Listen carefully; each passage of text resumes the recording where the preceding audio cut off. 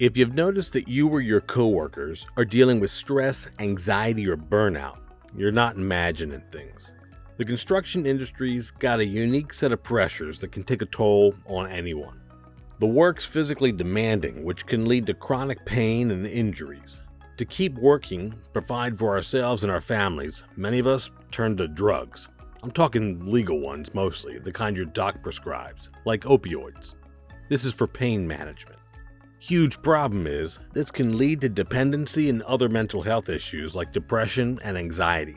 Now, there's no shame in taking prescription meds, but those pills come with a whole lot of responsibilities and some potential downsides. So you need to keep your doctor and, heck, even your pharmacist up to date on how you're doing. And if you have a question or want to explore other options to control your pain, ask them. Most medical professionals are keenly aware that opioids aren't a long-term solution, but you've got to advocate for yourself. Now listen, I know you don't want to think about this right now while you're employed by someone who cares enough about your safety to invest in you by paying for access to training like this one. But our work's often project-based, which means a lack of job stability. The constant cycle of finding the next gig, adjusting to new teams, and dealing with seasonal laws creates enormous financial and emotional strain. Add to that long hours, tight deadlines, and unrealistic expectations, and you have a perfect storm for burnout.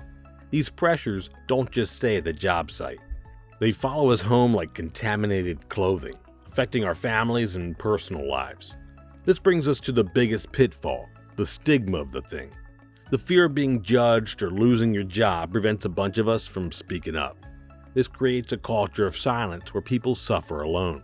We've got to break this down.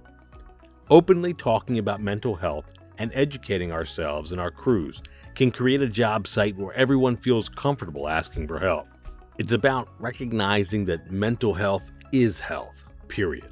That might not mean so much when you use tape for band-aids, but it's time to take this seriously. So, how do we start tackling these issues then? Well, first, we have to acknowledge them. We need to identify the specific stressors on our job sites, whether it's an excessive workload, poor work-life balance, or a lack of support, and I'm not talking underwear. Some issues, like severe depression or anxiety, require professional help, but by proactively addressing the workplace factors we can control, we build a foundation of support. This might mean improving access to resources through the company or union, if you got one, ensuring our health benefits cover mental health services, and training supervisors to recognize the warning signs of someone in distress. By confronting these challenges head on, we can create a workplace that doesn't just lay paving and frame out buildings, but also builds up its people.